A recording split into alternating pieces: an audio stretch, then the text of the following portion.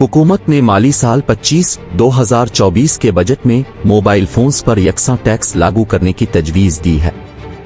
Budget दस्तावेज के मुताबिक यकसा टैक्स इस बात को यकीनी बनाता है कि सबको यकसा मौक़े मुयस्सर हों और मार्केट फोर्सेस मुअस्सर तरीके से काम कर सकें।